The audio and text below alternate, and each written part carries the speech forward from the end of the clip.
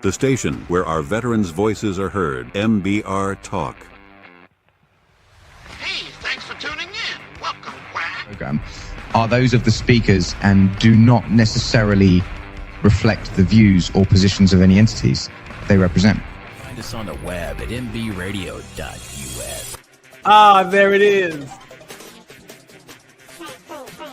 You tuned into the Farron Dozier Show on nbradio.us, Tech Talk Edition, and Life Sports. Catch me here Wednesdays at 4 p.m. Pacific Time, only on nbradio.us. Shout out. How'd I do? Was that a good take? That might work.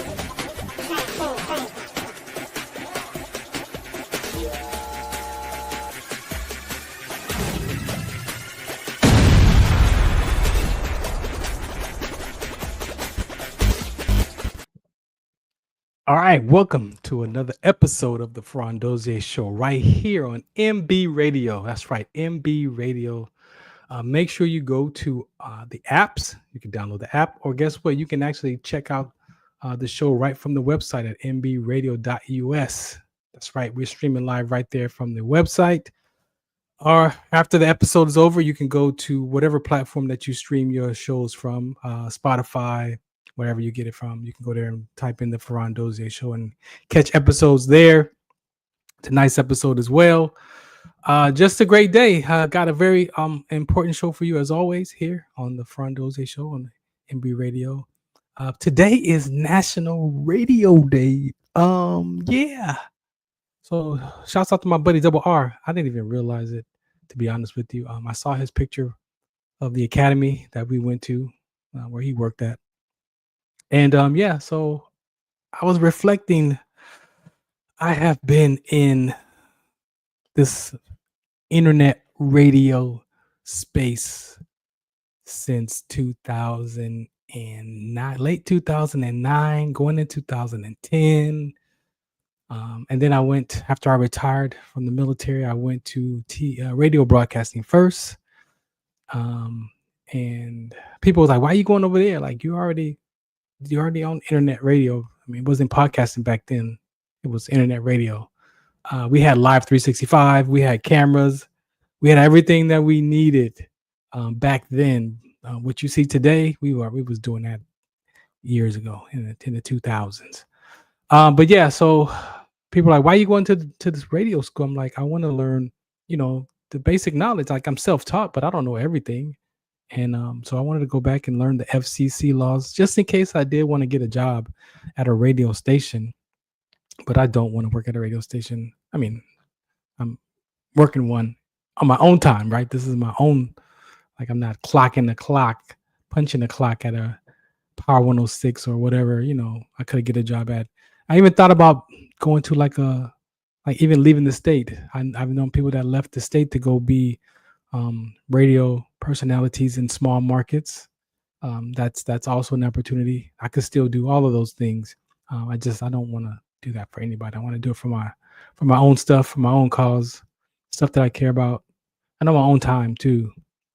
So I'm blessed to be able to do that. So National Radio Day. So we going for the National Radio Day.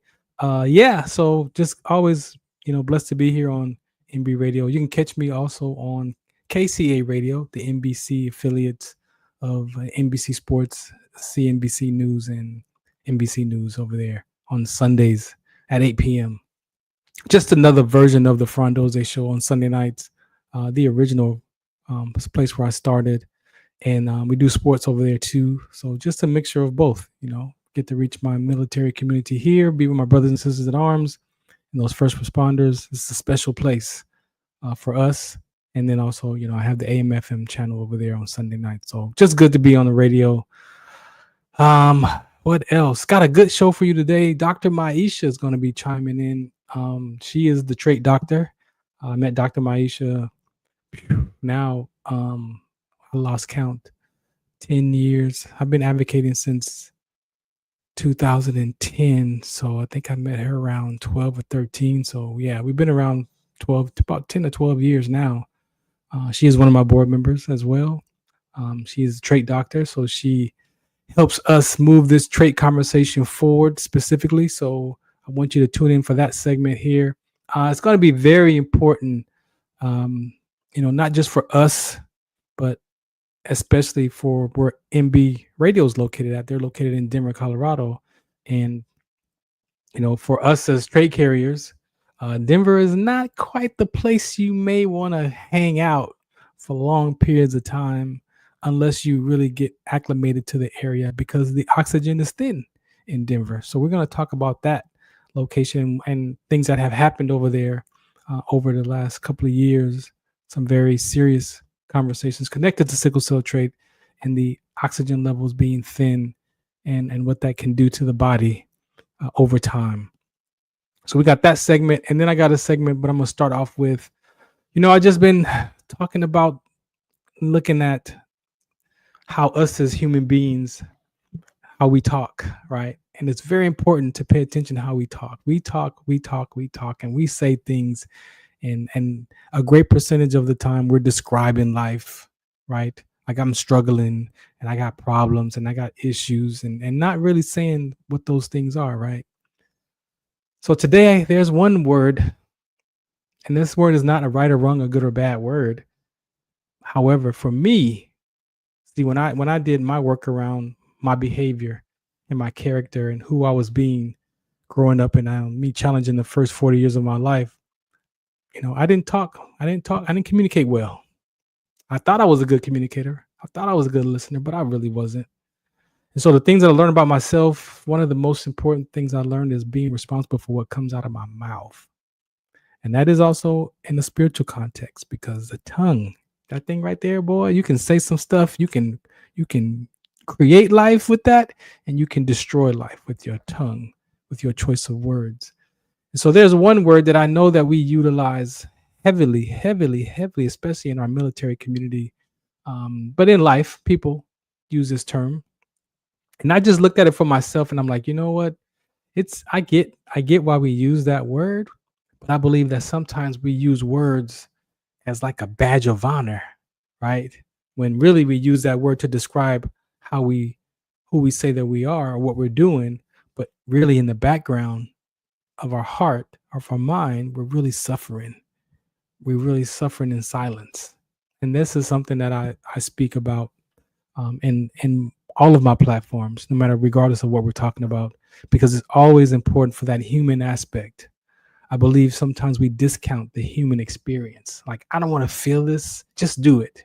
Like Nike, just do it. I don't want to talk about it. I don't want to feel it. I don't want to think about it. Just do it. If you're gonna do it, do it. So sometimes we use cliches like action speaks louder than words. That's one of those cliches. We're gonna talk about that one day too, because I just don't believe that action speaks louder than words, right? Because sometimes we're doing stuff with our actions, and we may not be able to express what we really are dealing with as a person. So your behavior, right? And sometimes we say things and we do things differently from what we say. Why is that though? It's normal. See, we point that out in other people, but do you self-examine yourself of what you're pointing out as the issue in other people might be your same issue for yourself? See those other three fingers right here?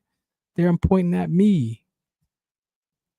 So it's not always other people. People are dealing with a lot of stuff today. People are dealing with a lot of stuff from their past. There's a lot going on in people's culture and their environment. So today's words are resilience. Yes, I've been hearing that word for so many years, and I'm like, resilience. What does that really mean to be resilient? Like, even when you hear people say this like a badge, like, yes, I'm resilient. It's not wrong. This is not a right or wrong, good or bad conversation. I don't have those. In fact, I teach giving up your opinions about right or wrong or good or bad. Because if you can give up your opinion about right or wrong or good or bad, then you get to listen, communicate, find out why you think it's wrong, and find out why somebody else might think is right. Because you're both probably right or wrong. But who cares? It's about the ability to communicate. So resilience is the word, and the other word is perseverance. So you have one part of being resilient, and you have another part of being perseverance, right? And Maybe they might be similar to you. Maybe they might be the same thing on how you describe life. But we're going to talk about those words and figure out, I'm going to talk about how I view it for myself. And then you can look in your life and see, what it looks like for you. Right. So we're going to do that. And then Dr. Maisha will be here, and then we'll get into some sickle cell trait, rhabdomyolysis conversations on a medical scale, from what she wants to share about these two, in one inherited gene, and one is, a skeletal muscular disorder that can be triggered by our inherited gene of sickle cell trait, called ECAS in the military. So we're going to talk about that. I'm going to play some commercials for you, and there will be, just check this out right here. The Farron Dozier Show on mbradio.us. Shout out to what's the count. Some of us still carry the burden of battle. It threatens to drown us in our everyday lives. In battle, we had our weapons and combat gear to keep us safe, to keep us confident. But when we returned home, we were not armed with weapons and gear to cope with our own minds. I was lucky to find my combat gear, my mental weapon, and it's called Calmago. Calmago is a drug-free device that allows you to achieve calm in less than 3 minutes in moments of anxiety, stress, anger, panic, or insomnia, not with medication, but rather by activating the parasympathetic nervous system through breathing regulation and multisensory stimulation. A recent study has shown that Calmago decreases PTSD and anxiety levels in veterans, helping those who are suffering and having a long-lasting effect. Visit Calmago.com to learn how you can get Calmago through the VA or with a special veterans discount code.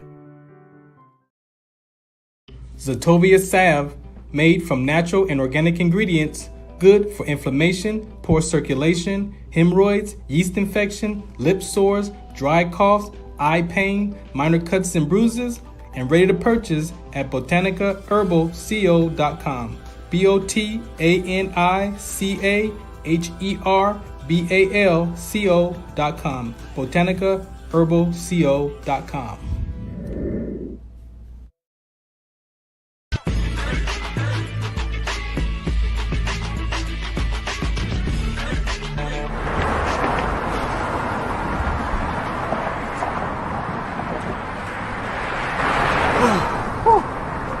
Hey, what's up, man? How you doing? I'm blessed, my brother. How you doing? I'm good, man. I'm good. Hey, did you see the game last night? Oh, that was a good game. But did you see the shot? I lost money from that shot. Oh, too, man, bro. that shot was cold, I man. hated it, but it was good. Damn. What's in those jeans? You really want to know? I do. Exhaustion, muscle spasms, asthmatic issues, unexpected sickle cell trait crises. Damn. Are you serious? When I was young, I found out I had sickle cell trait. My mom's told me, but I ain't have no knowledge of it. But when I got older, I had a child, and the doctor told me my daughter has sickle cell trait. Do you know the facts that both parents have sickle cell trait? There's a 50% chance the child may have the trait, and 25% chance the child may have the disease. Hey, that's what's the count. Do you know that 2.5 million people in the United States have sickle cell trait, 300 million people globally? I didn't find out I had sickle cell trait until I was in the Army, 10 years. Next thing you know, I had a sickle cell trait exertion site. Sickle cell? I thought that was a black gene or something. Nah, man, the Latin community is number 2. 1 out of 36,000 babies are being born with sickle cell disease. You could be Caucasian, Mediterranean, European. You gotta know your bloodline, man. There is an inherited gene in our community that has been forgotten. The name is sickle cell trait. WDCONSCT, also known as What's the Count, is out to bring awareness, education, and prevention to people all over the globe. Want more information? Call us now at 323-215-5384 or visit www.wdconsct.org.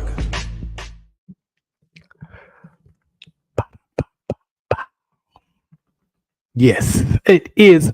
In my city, it is Sickle Cell Trait Prevention Month in the city of Fontana, Kentucky, they call it. And so, yes, so thanks to Mayor Aquinetta. She gave us our, I'm trying to track down because I honestly can't remember how many. I think it's number 9. I think my first proclamation was in 2016. So I think it was 2016. If it was 2016, this was number 9 or 10. I don't know. I lost count, but I'm very grateful for those proclamations. Just to be able to bring awareness to the city of Fontana and in the Inland Empire, but actually it's everywhere I go. So this month is, it's my city month, but this conversation is every day, 365, 366, if it's got to be, that I'm here bringing this conversation. Always, in some fashion, you get a message from it. So I want to touch on just a little bit. I'm going to set the tone for this resilience conversation, and we'll come back to it because Dr. Maisha is here. So again, I was looking at how we use these words as we describe life, and we talk about, you hear people say, "I'm resilient. I'm resilient," but I'm like, are you really though? Are we really resilient though? Right? And so I'm looking at life from an activity of life and as experience of life. So as an activity of life, resilience, right? It says that you're supposed to be the kind of person that bounces back. Like when difficulties happen, resilience is where you say, yeah, I bounce back. But do we bounce back really as people? I believe it's challenging and difficult for human beings to really bounce back. Because if you really take a look at it, there are things that we start in life, there are projects that we start that seem fun and exciting and they're great when they're started, and then they become hard work and they become challenges and they become these difficulties, and then there's ways of being that you got to be to make that project happen or whatever that is. And so sometimes we like, I quit, I don't want to do that, or we just walk away from it, right? And it's unfinished, right? So for me, the ability to have resilience is to bounce back, right? And take responsibility. So guess what? You know what? Maybe you create a project and you realize that after you get within the thick of it, it doesn't, I don't want to do this no more. Do we really say, okay, I don't want to do this no more? Or do we just walk away from it? And then we live with it in our heart, like, man, that's unfinished. I didn't do that project. I got all these projects that I didn't finish. And then that leaves the space for your subconscious mind to beat you up because you've got things that you've started that you didn't finish. But yet we say, I'm resilient. I bounce back. I push through. And yet, as human beings, we suffer in silence. So I believe it's difficult for human beings to bounce back. Right? I mean, you can tell the truth. You ain't got to tell it to me. You ain't got to put it in the chat. But I'm just saying, it is difficult for human beings to really bounce back, especially when it's up to a project, up to performance projects, because we're always up to something. But do you really bounce back when it's difficult? When you're challenged, when you're stuck, or you experience being stuck? You might not even be stuck. You might just feel like you're stuck. Why? Why do we get stuck? Well, what if you're telling yourself, you know what, I'm not good enough for this project anyway. Why am I even doing this? Maybe your mind pops up and like, what are you doing, bro? You know you're not good enough for this. You know you're not worth it. You know you're not smart enough. You know you can't do this. What are you doing? That's you talking to yourself. That's why I say we suffer in silence around the context of resilience, because that's what our heart needs, resilience, right? Our mind, our will, our emotions, they want to be resilient, right? Because we're designed to survive life. The brain is designed to survive life and push through and take on life in a survival state. Sometimes the survival state of mind is not freeing. Sometimes you get stuck in that survival state of mind because it's got to be done a particular way, or it's got to look a certain way. And if it's not turning out that way, then we drop that and we go start something else. And this is not right or wrong or good or bad. My point is, are you really resilient when you say that word? Are you being resilient, or are you just doing it? There's a difference, right? And there's a difference I'm pointing to, not in the activity, but the experience of yourself in that conversation of being resilient. So I believe your heart, yes, our soul, with our mind, will, and emotions, yes, we want to appear to be resilient. And maybe that's a way of we prep talk to ourselves to get us back on track and to get us going. But if you really tell the truth as a people, it's hard for us to bounce back. I know I've started some projects before and I was like, I don't think I want to do that. Right. But then what happens is you start a project and you've given your word to that project. See, that's where the badge of honor comes from, being resilient, because you give your word to these projects and you don't finish them. And now they're out there and maybe they're connected to people. And now people are wondering why, what's happening with this project? Are you not doing it? Are you doing it? So now I've got to be able to then take that resilience attitude and either complete that project and say, hey, you know what, y'all? You know what? I changed my mind. I don't want to do this no more. But you got to be that kind of person. A lot of people just ghost. That's the term today. They ghost people and then they just run away. And then, like I said, you're not really resilient, but you say you are, but your experience of yourself is not resilient. So that's that first word. We're going to come back and do part 2 of this during the show, talk about perseverance. That's the other word. That's the word that I found in the Bible, in the scripture, that gives you perseverance, is pursue things even through the difficulty. See, the difference is, let me read you the definition of resilience before I go. So resilience is the capacity to withstand or recover quickly from difficulties, toughness. That's what resilience is supposed to be about. The ability to sustain or object to return to its original shape after being bent, stretched, and compressed. If we tell the truth as people, sometimes we get so bent out of shape, we don't return back into the natural shape. We don't bounce back to that project and take it on. Sometimes we just throw it away. But your mind doesn't throw it away. Your mind reminds you that you didn't finish that over there. Look at you. How are you going to do this one over here when you never finished that other project? Do you talk to yourself like that? I know I did. I know I still do sometimes. But that's just what happens as being a people, as being a person, as being human. We deal with that. So resilience, again, it's not right or wrong, good or bad. I got some more, topics about resilience and what that looks like biblically. But it says the main part about being resilient is your ability to bounce back. That's not perseverance. Perseverance is not bouncing back. So if you could talk to yourself and be honest with yourself and look at the projects that you've done over the years, and say, you know what? Maybe I didn't bounce back. Maybe it got difficult and I quit. It's not wrong. We quit all the time. The problem is, or the situation is when you're suffering in that quitting and you're beating yourself up with that. Why did I quit? I didn't finish that. That's how we talk to ourselves. That's not bouncing back. And so we put on the badge of resilience as I'm bouncing back. But you haven't really bounced back because we suffer in silence. All right, so that's part 1 of the resilience conversation. I would like to bring to the deck. This is my,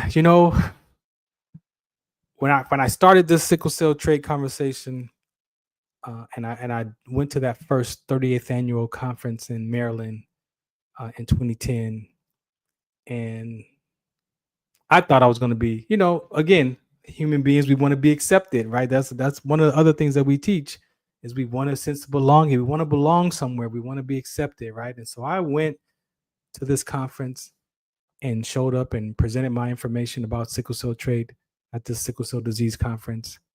And I walked away that weekend like I didn't belong. And it just didn't make sense to me. However, I met Phyllis Zachary Thomas, who ran the Sickle Cell STD Soldier Network, and she had a booth there, and she was like, you know what, Farron, I know how important sickle cell trait conversation is. Even though I have sickle cell anemia, I know the importance of sickle cell trait. So you can come and work with me. I'll work with you because I know that sickle cell trait prevention, education, awareness is important to this conversation around sickle cell. It is the key in conversation, right? And so I walked away working with her, and she really embraced me. She took me under her wing, and we equate that to Deborah and Barak in Judges chapter 4. You can read that, Judges chapter 4. I'm Barak in that passage. And so she took me under her wing and just taught me how to be this advocate. She told me what to do, what not to do, what kind of person that I should be, to make sure that I leave my footprint and don't just go to places and share your message and walk away. No, you want to be You want to leave your footprint because people may come back and need to find you and talk to you. And so I made sure that I was that kind of person, that advocate. She passed away in 2012, and I equate her, if I have to put a movie to that, I use the Bible scripture, Judges chapter 4. But if I give you something for your heart or your soul, Star Wars. Star Wars is one of those movies that, when those Jedi Knights, when they died, they were even more powerful in the spiritual world, right? Like Obi-Wan Kenobi, he became more powerful in that realm. And so for me, Phyllis became my Jedi Knight during that conversation. And so I'm just grateful that she saw the importance of my conversation, because my sense of belonging was fractured, because I thought this disease conversation and sickle cell trait was connected, which it is, but I realized that sickle cell trait has its own separate awareness, education, and prevention conversation. And it does meet with sickle cell when it's time to have a conversation about those parents having children, right? So I understand that now. So I'm good. I'm developed. I'm still growing. I don't have it all figured out. I can tell you that. That's why I found Dr. Maisha, who is a doctor, MD doctor. And, when I started talking to her 10, 12 years ago, she confirmed a lot of the things that I was dealing with around sickle cell trait. And so when you find someone who, validates your story, who actually has medical knowledge around your story, that has been taught and told to people for years that sickle cell trait doesn't have complications or you shouldn't have any problems. You know what? Yeah, here we are in 2025. And they're starting to even alter that conversation now, because they're starting to admit that sickle cell trait can be a trigger in some of these health complications by itself and in conjunction with other conditions. As I mentioned, this segment is about sickle cell trait and rhabdomyolysis. So guess what? Guess who's here? The one and only Dr. Maisha. What's up? You know how to make a person feel so good, Farron. What's happening? What's happening? I miss you, man. It's been a minute. I know. What have we been waiting for? Today. Like, Today. It's crazy how this came together today. Oh, where did she go? Look at that. And just like that, Dr. Maisha's gone. We appreciate you, Dr. Maisha, for dropping in and saying hello. But yeah, she'll be right back. This is what happens when you are live broadcasting. See, in radio, you're not on camera, right? So we could just go to commercial and then, do all those things like that. But no, you got to know how to be able to handle this live broadcast. I've been doing live broadcasting for a long time, ladies and gentlemen, and you think that was something? I've had worse than that. Let me tell you, that was easy. That one was easy. I got booted out. I don't know what you did. You don't touch nothing. I can't touch nothing.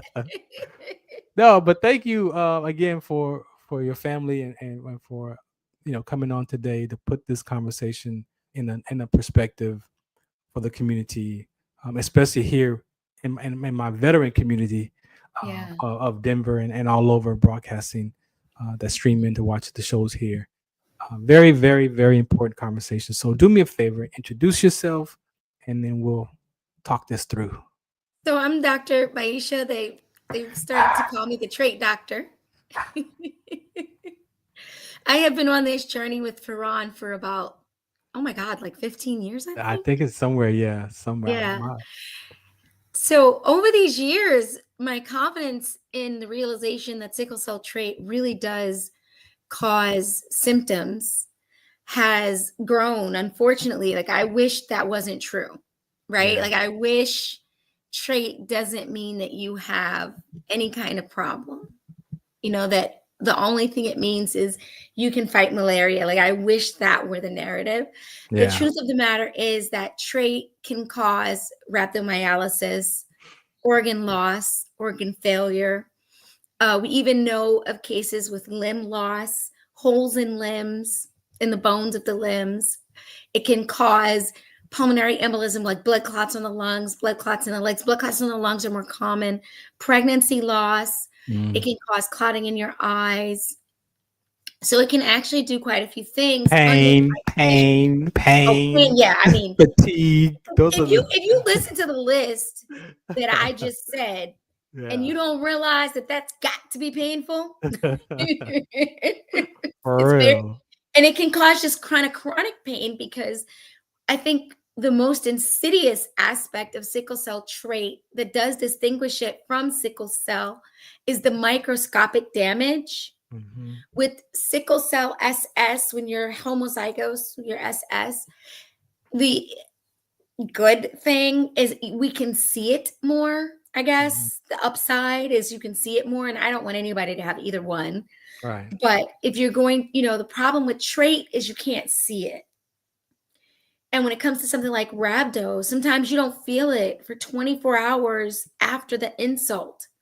Yeah. Or 48 hours. So you worked out on Monday, and all of a sudden on Wednesday you're sick and nobody knows why, and you progress to death quite rapidly.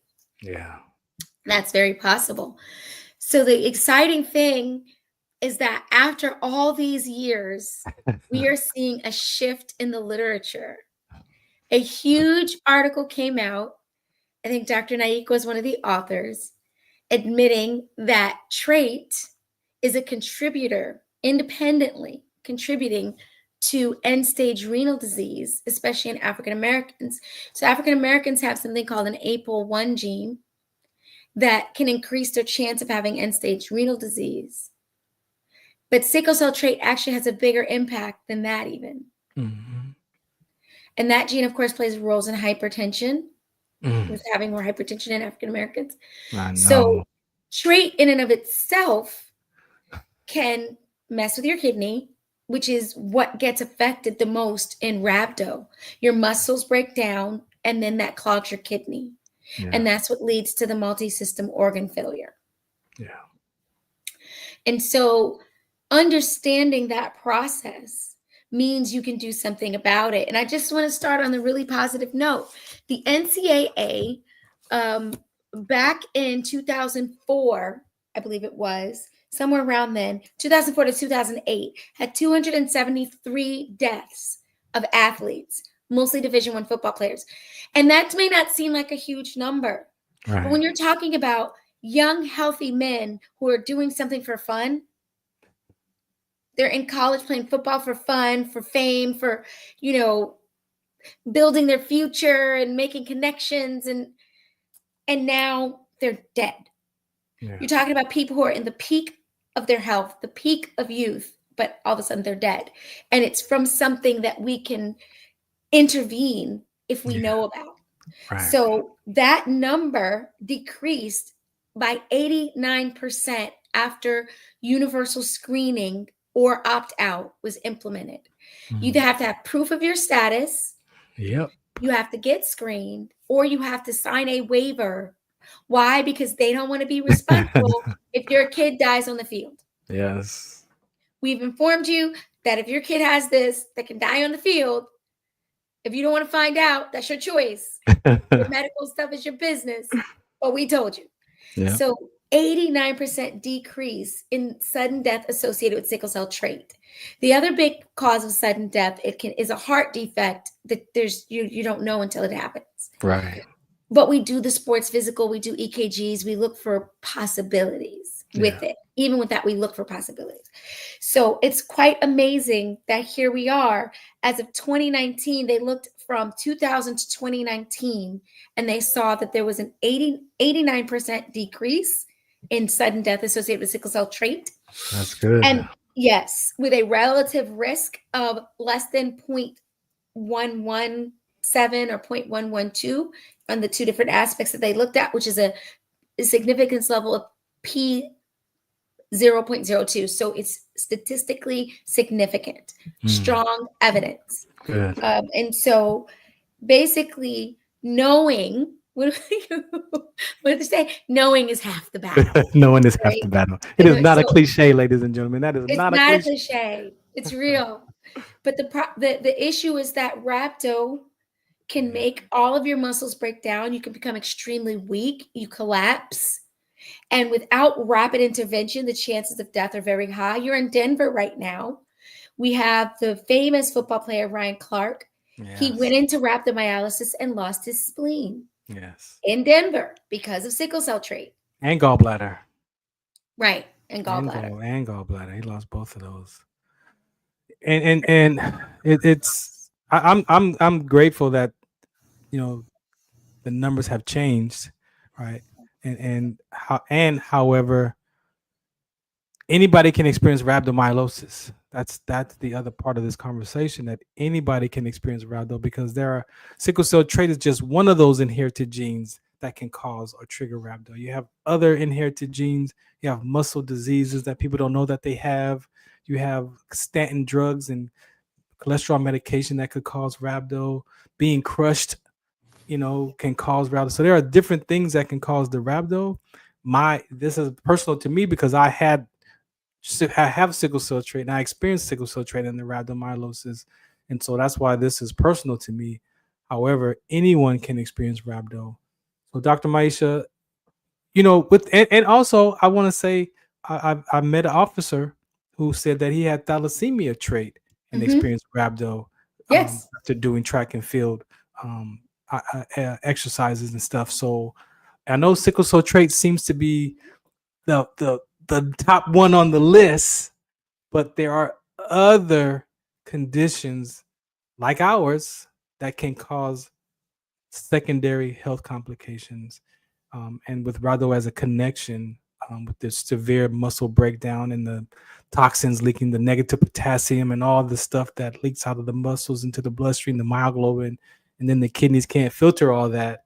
And then now for some people, it's swelling in those limbs, or some people it's nauseated type of symptoms in their stomach. Everybody's different, but it seems to be at the core of those conversations. Rhabdo There's a is simple blood trigger. test we can do to look for it, and a urine test. Yeah. So, we have traittribetalks.com now, and I think I put it on here somewhere where people can come and get information, see some more about your story. We're we're doing the Trait Tribes, where the Trait Tribe talks, to help people learn everything that you're saying. It's a process, because you're talking about a disease process that's based on the blood, Right. genetics, like DNA, and the blood. And those two things are everywhere in your body. There's no place where you don't need blood. Right.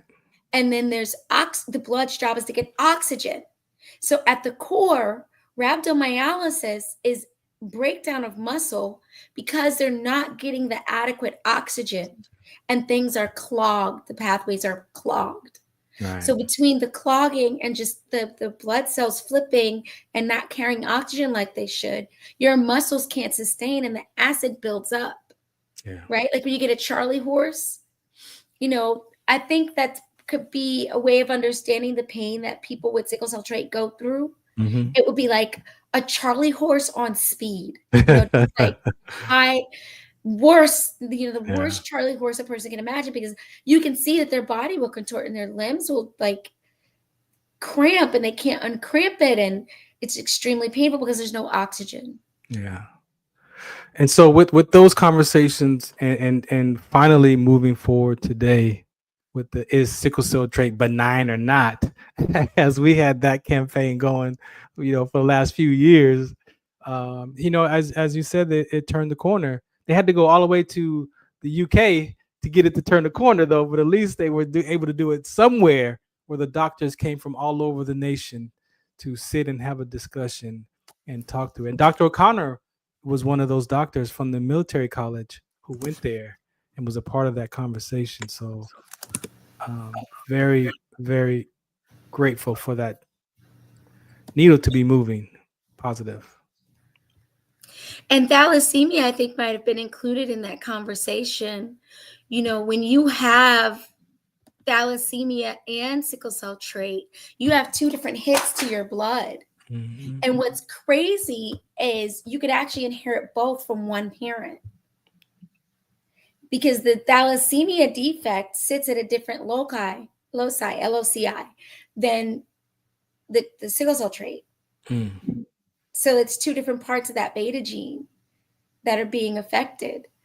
So you could even have three, right? You could have two betas and a sickle trait.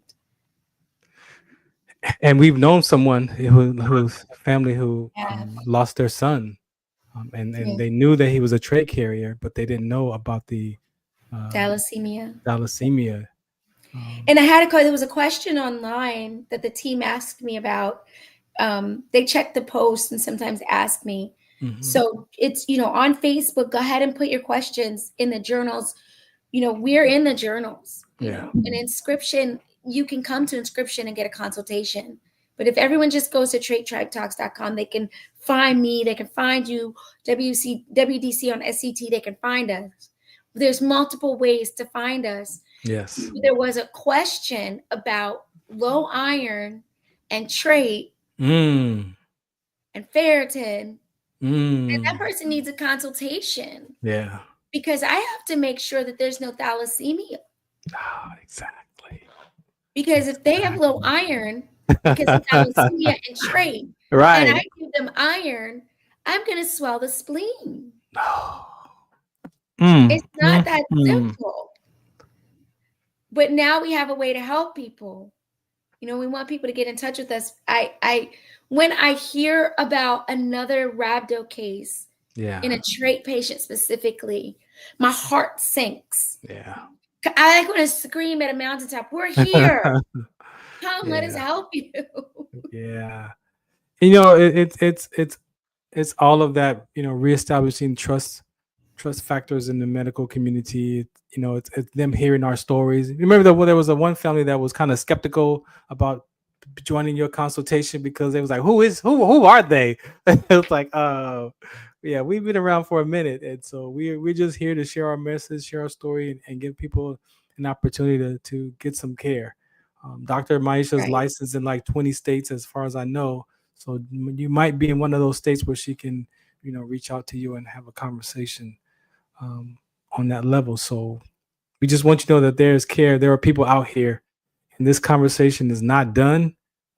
We've been at it for 15 years, but it is still so much more to be addressed with this conversation around sickle cell trait. As she shared, I knew that it was possible to have both of those genes of having sickle cell trait because we've done testing in our runs of doing community testing and mobile testing, and people came back with their results like, hey, I found out I got thalassemia trait with my sickle cell trait. And I'm like, oh, okay. And then it was like the A2 percentage. And it was like, okay, so that's when I started in like 2017. Like, okay, wait a minute. With the MediLab, like, hold on, man, we've discovered something that I didn't know about possibly having two inherited genes, a sickle cell trait gene and a alpha thalassemia gene. Right. And so, Dr. Maisha, how does that, because they do have newborn screening, right? So there is newborn screening. And, again, for most people, it depends on your state. You have to check and see when they started testing because you could be 30 plus years old and not have been screened when you were born, right? Because it just started sometime somewhere in the 90s. So with the newborn screening and the way that they find the beta thalassemia, like sickle beta thal, what process, is that? Because you got to do you got to look at two different things, right? In order to determine. Well, with beta thal, it's not that hard. Well, let me say it like this. You can get a clue from the basic sickle cell screen. Okay. That's what that A2%. So that A2% can tell you if there's alpha or beta, if it's significant enough.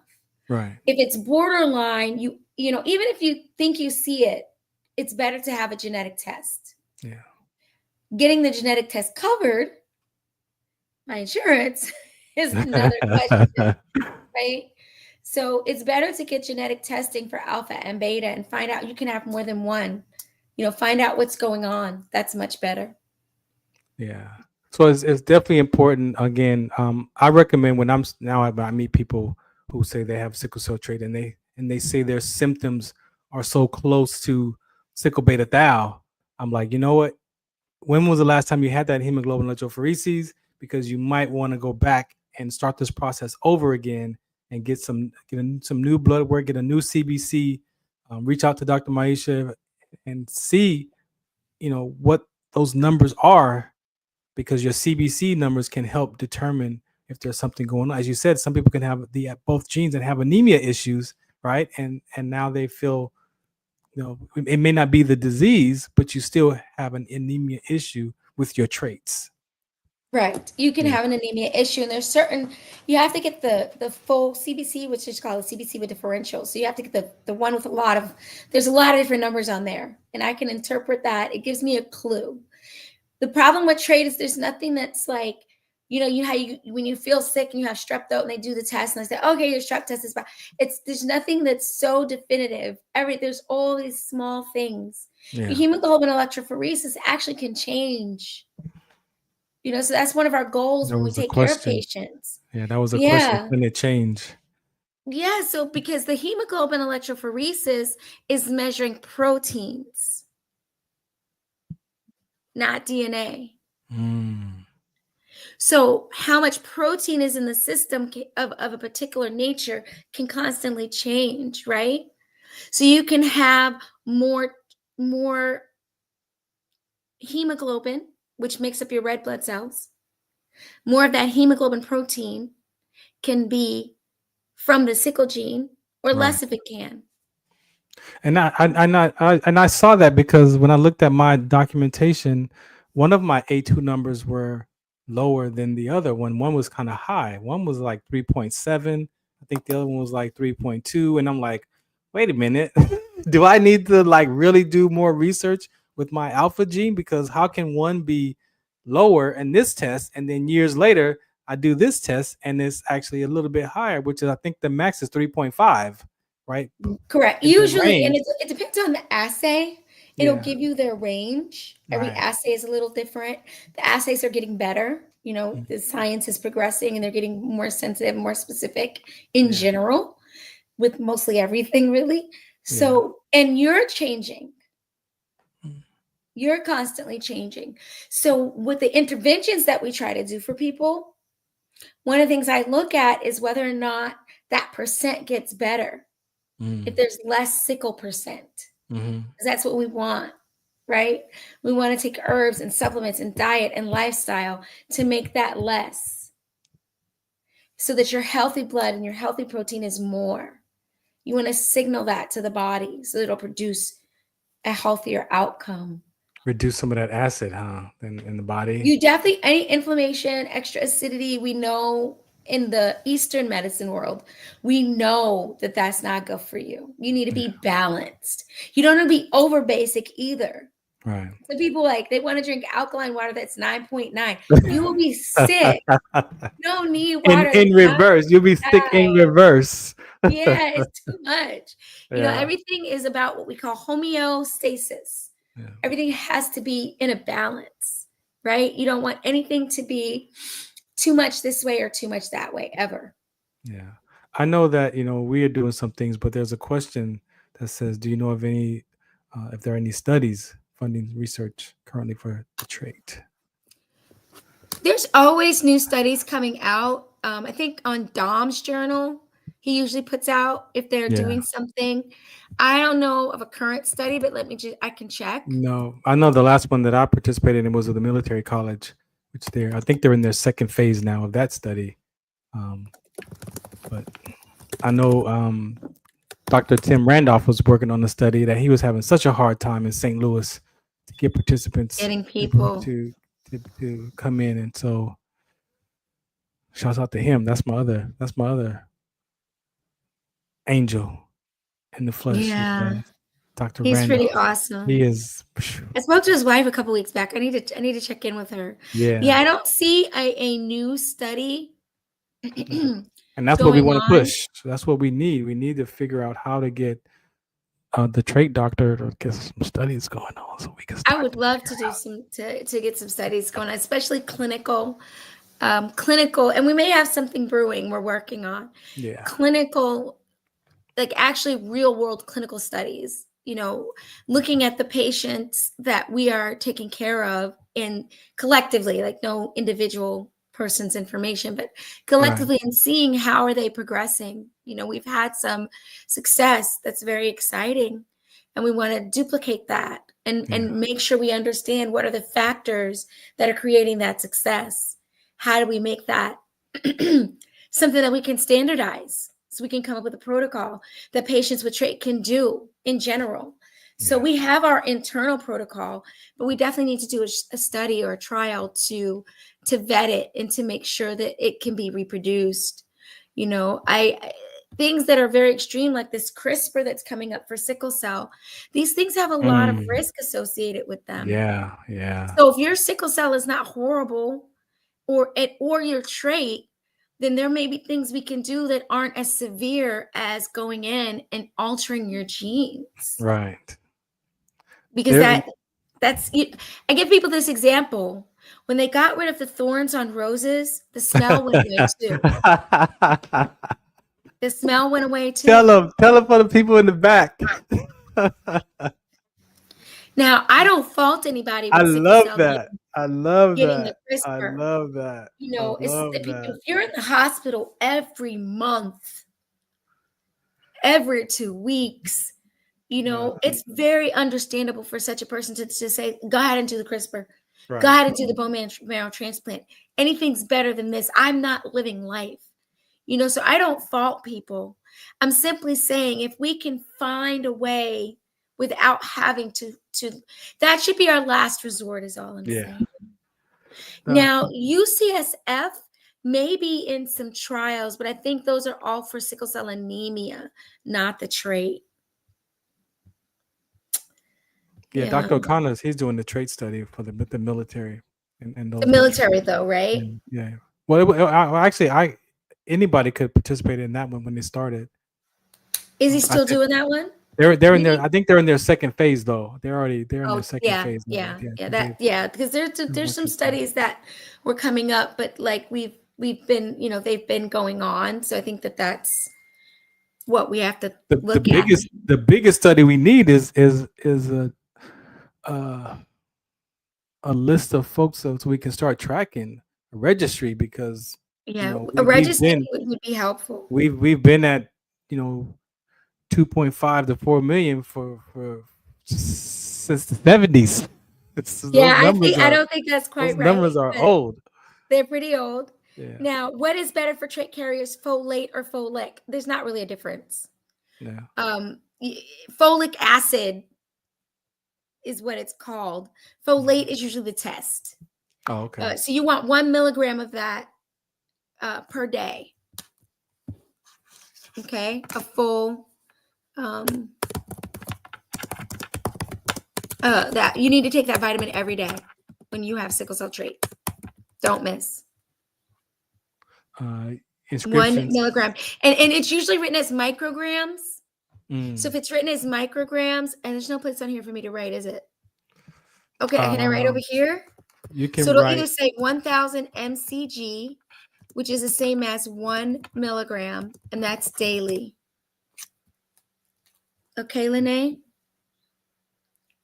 Yeah, we've had some great successes over the past year. We are pretty excited. The trait clinic is growing, and we're trying to get a handle on it. We're at that growth point where I wish I didn't have to work anywhere else, but I still do. So if we could grow enough, then I can give you 100. I can give you guys 100% of my attention, which is what I'd like to do. Right. So we're just at that weird growth point, but please come and check us out. Let us help you. It's, there's a general protocol that I do, but it's still individualized, so this may work well for one person, but the other person may need the other thing, so there's a lot that can be done. But we need to see what your constitution is. So in Eastern medicine, we understand that people have a constitution, like a hot and dry constitution or a cold and wet constitution. Right. So that your constitution matters. And that's going to impact what's going to work better for you. There was a question about winter sports. Any warnings for winter sports? Also, are some more effective by winter? And others by summer. Yeah, people don't think that you can be dehydrated in winter. Well, in the winter, the issue is not dehydration. Yeah. In the winter, the main issue is constriction of your vessels. See, I know she would give more medical terms, ladies and gentlemen. So elaborate on that, please. when it's cold, your body wants to hold heat in. So to do that, it tightens your blood vessels. So now you've got these sickled and stuck together. Imagine each one of these is a blood cell, and that's the vessel, and it can't get through. It's stuck, right? So in the summer, that blood vessel is going to be maybe that big. It can get through. In the winter, it's that big. It can't get through. Yeah. So it's going to be depending on your constitution. But if you're constricting more, you're going to have more trouble in the winter. The other issue in the winter, some winter sports are going to be in the mountains at an elevation. Well, when you go up higher in elevation, there's less what? Oxygen. Less oxygen. So the less oxygen means those blood cells that are already ready to fold over, that are already stiff and sticky, but could stay better if they had plenty of oxygen on them. Well, now they're not going to have that plenty of oxygen. So they're just going to stick to each other more. Right. A person with no issues will have trouble at altitude, let alone someone with sickle cell or sickle cell trait. Right. And somebody wants to know, are you seeing people virtually or in person? Both. Both. It just depends on your situation. I do request an in-person visit. So in the beginning for consultation, it doesn't matter. That's virtual. Once you decide to become our patient, to be a member of the clinic, then at least once a year, we need to see you in person. But we also do travel. So sometimes that can work out. I have traveled to states where there are patients and satisfied that once a year. If I have a critical mass of patients in a particular state, then it makes more sense for me to come to you. Right. Especially because you're the one that's not well. Right. So if I can come to you, that's better. If we can get, funding sources also to make it so that we can facilitate coming to you. And we do have the capability to do some pretty significant interventions. Fill all the beans. For real, We can do some invasive, some that are a little bit more invasive, and some that are very, just real easy to do at home. So we have the gamut. And we know that, across, again, with the numbers, you talk about, 300 million people plus have sickle cell trait, and millions still don't know that they're carriers, and millions still don't know that they may be alpha, sickle cell trait and alpha combined with their anemia issues, or even they might be walking around with sickle beta thalassemia, thinking that they're only trait carriers that don't know. So there's a whole conversation. Like I said, sickle cell trait has its own awareness, education, and prevention, but it also connects when it's starting to, when we have these families and having couples who want to have a baby, they need to be able to know and have these, especially if they know they're trait carriers. Because you have had people ask questions. Are you a trait carrier? No. Okay. And they get married and have a baby with sickle cell SC disease, and they're wondering why was the baby born with sickle cell SC, because one of the parents had C trait and didn't know, didn't get tested. So this is a serious public health issue as a conversation around sports, military, and again, when you talk about having a child. And so I appreciate Dr. Maisha for being here. You want to touch let's so Denver, shouts out to MB Radio for being in Denver, and when I shared my story here, so significant in 2021, it was like they were like, man, we don't even know what sickle cell. He couldn't even barely say it. Sickle what? And so I was like, yeah. So when I shared my story and how important it is, and then a few years later, Ronnie Hillman passes away, who was a Denver Bronco, won a championship in Denver. We're in a place where you think you have the best doctors, right, for athletes at the football, NFL, professional level, and he didn't find out until a few months before he passed away that he actually had lived with RMC, which is a sickle cancer connected directly to sickle cell trait. And when he posted a few months later, he passed away. And so Denver Bronco fans here in Denver, so it was, this place to have this show is such a significant opportunity to be on this platform that connected to Denver. But then there was a young man who, had a regular, I won't say a regular job, but had a job, right? And had some aspirations that I want something better for my family. I want something better for my life. And he's like, I'm gonna go be a police officer, right? Right. And he knew he was a trait carrier, so he was aware of Right. his body and his inherited gene, and signed up and went into the police academy in Colorado, in Denver, and had a couple of episodes during the training. And when I seen that photo of him, losing his legs, I was like, that's got to be, that's like a worst case of rhabdo. What when you saw that photo, when I shared it back then, what? My heart hurt. Like, Oh my I god! still, like, my eyes are misty right now. If anybody knows me, they know that my eyes are misty right now. It's sad. It's so scary. And to think we could have prevented it potentially. We could potentially have prevented that for him. Yeah. Because he was just told, be careful with whom you procreate. This is very inadequate. It's not enough.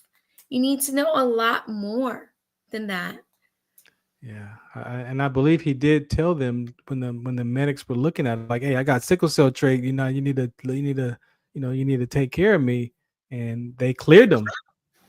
They cleared him for those exercises to continue. Right. And unfortunately, and we're happy to come educate any place. We have lectures prepared. We are happy to come to the police departments, to the military barracks. We already do the military tour at WDC on SCT, already does the military tour. We are happy to come and educate the different institutional partners. And we would love to come and explain how this works, so you know the signs and what to do and how to do it, and how to preserve the people that are serving us. definitely. I wanted you to touch on this. Let's disappear some myths and stigmas while we're here this afternoon. Most people think that sickle cell trait or disease or anemia is a Black gene. We own that. We are number one, yes, because of where our DNA comes from. If malaria is present in your ancestry, you too might be connected to a sickle cell trait. So yes, that is number one for African Americans. However, today in 2025, and most recently, you can be of any nationality. It's no longer a skin color conversation. It is a DNA bloodline topic. And so you can be Caucasian, Mediterranean, Asian, Hispanic is number two. So it's not, I thought about just going on tour for the rest of my life and just campaign that sickle cell trait is not a Black gene. Just travel the world saying that, and wondering if that would even move the needle, that people would start to be a common, because you could say HIV or AIDS and the whole world knows about, like, we need campaigns like that. Like, you say HIV or AIDS and the whole world knows what that is, right? But yet when you say, an inherited gene that combats malaria, or of sickle cell trait, or like our cousins thalassemia, C trait, like the people, like, they're not aware of that. And I'm like, we need a campaign, on that level. But what do you want to say about the other cultures that are connected to this gene? I think it's the truth of the matter is that we're all mixed up. And there's a lot of data pointing to the origins of life being in Africa. Right. So at the end of the day, we're all African on a certain level, right? We're all descendants of Africa. We're all mixed up. There's a tremendous amount of mobility in the world right now. Yes. For the past few decades, we don't know who you don't know what your bloodline is. Yes. For example, Sicily had a lot of Africans, right? So Italians and Sicilians have just as much chance as anybody else of having trait. Yeah. For example, and Greeks, from Greece. So anybody in the Mediterranean. Yeah. India. In India, they don't even really distinguish between trait and disease. They just put it all in the same basket. and treat you based on how you present. What are your symptoms? Which is what really makes the most sense, because we're so busy in Western medicine. We want to know, is it sickle, beta, beta, beta, beta, alpha, sickle, C, D, E, F, G, X, Y, P, L, M, N, O, P? Right. At the end of the day, the thing that matters is what is it doing to you? Right. Because somebody could have 4 different traits and they're fine. Mm-hmm.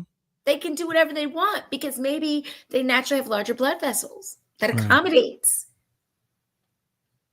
the way their cells are moving. They have something else that's balancing it. They do a better job of absorbing their vitamin B9, right? Whatever it is, and there are different types of betas and different types of alphas. Right. The alphas Are alone you have alpha minor, not? Are you beta not? Are you beta minor? Are you beta major? zero, right, 0 plus 1, which plus, one? All, and so we can spend so much time getting into those weeds. But the fact remains, we need to treat the patient. Yes. What is the patient feeling? And I think that I answer very quickly for folate and folic. Because at the end of the day, one is synthetic, one is from your food. It's listed a certain way on the testing.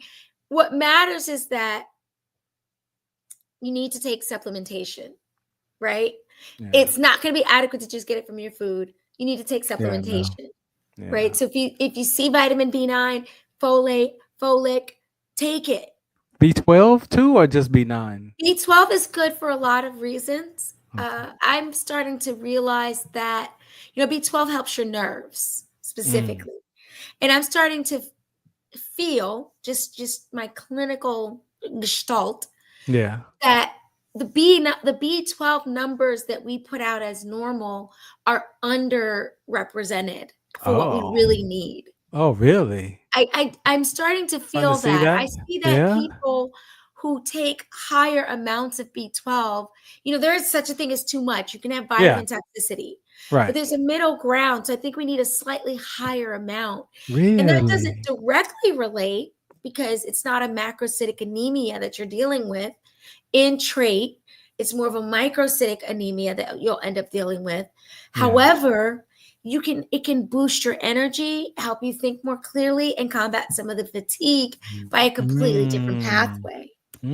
So, that's one of the reasons I don't believe in vegetarianism, because you can get good B12 from red meat. You have to be careful. You need to eat clean meat that's been killed properly. Right. You have to make sure where it's sourced from. How are the animals treated? Right. But you need some red meat. I'm not an extremist on anything. Yeah. I believe in the herbs, but I'm thankful that we have Western medicine. If I'm septic, I bring me a plant. You need something right away. Yeah, you need something right now. Antibiotics, you need something right now. Right. I explain Western medicine is like the bazooka or the grenade. And sometimes the grenade is what's needed. You need sometimes we need them. Y'all, my military people know. Sometimes we need to pull the pin. Sometimes we just need to pull the pin. Ain't got time for all that other stuff. Just pull the pin. Sometimes you got to do that. The wisdom is knowing when, and we've got many, many years of experience on knowing when now. And that's what we want to share with people. Because, in July, you sent me another young man who passed. I know, yeah. With his sweet, smiling face. Yeah. I think it was a Jamaican brother. Yeah. And 18. Yeah. I actually cried. I never met him. I actually cried. Yeah. Because I'm just like, what is that mother going through? And I could have helped her. Yeah. She's grieving. I reach out to her when I see her on Facebook, and she's warming up. She's warming up to us. She's getting close to reaching out to help move that conversation forward with her and her family. But she's definitely in that grieving phase still. It's going to be very difficult because then the issue becomes, wait a minute, I could have done something. Yeah. And that's a whole nother level. So her not wanting to rush over to us is 100% understandable in my mind. because that's going to be a whole nother level of opening back up that can of worms. And wait a minute, there were options here. Yeah. No one told me. And that's what we want to avoid. We want all of you, please get the word out. Let people know that we're here, that we're doing this work, that it's not all in your head. It's interesting because finally Lyme disease has gotten traction in the medical community. Right. Where it's off topic, but it's significant. I know doctors who lost their licenses for treating Lyme disease, and long-term sequelae of Lyme disease. And now we know that it's true.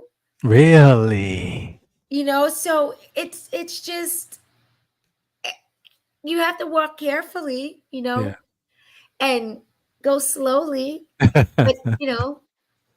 but there's something change there. is coming. There's Change something is there. coming. Change is coming.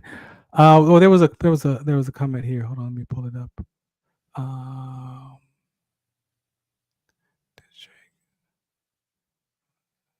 Do trait carriers suffer from a high rate of depression? Not believing that. Well, I mean, that's I would say yes. I haven't seen this study, evidence-based study, but absolutely from experience. Yes. Trait carriers are depressed. Their parents are depressed. It is it's a type of medical trauma, medical gaslighting. Yeah. And it's not intentional. I don't know if it's fair to call it gaslighting. It's not intentional. Yeah. We are trained that it is benign. Yes. Right? And which is the next question right there. Is it benign or not? Not no more. Make you lose your legs. Not no more. It's not benign no more. If you can lose your spleen, if you can die, if you can get a cancer. Right? Blood clots. You can lose babies. You tell me. That is not benign. All right. One more before you get and not bother you. Yeah. Let's talk. One more stigma. We did a myth. Let's do a stigma.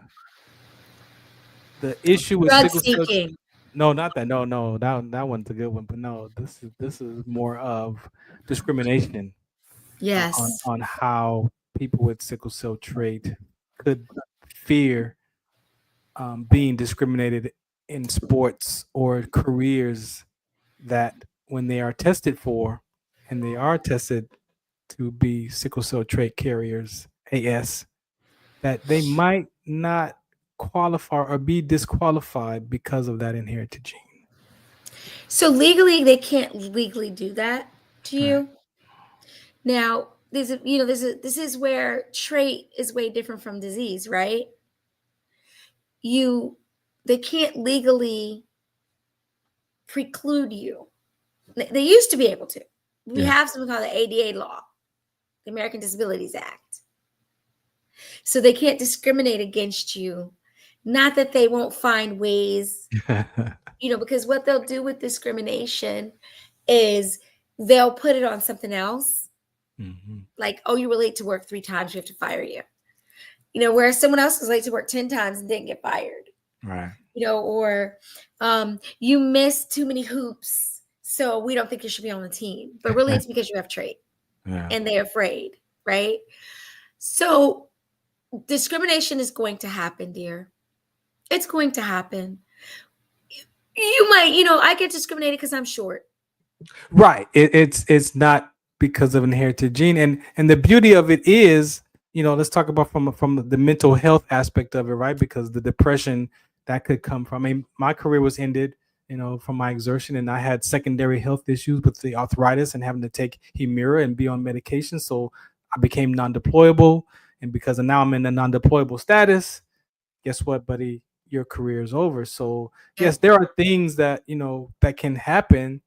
However, if you discover what you were born to be about, it may not even be about the job that you're trying to get to survive life. There are other ways that we can be a part of NFL teams and basketball teams professionally, that you could get another type of job and make just as much money doing that job versus being the person on the field catching the pass or shooting the jumper. There are so many ways and 40,000 plus kind of jobs.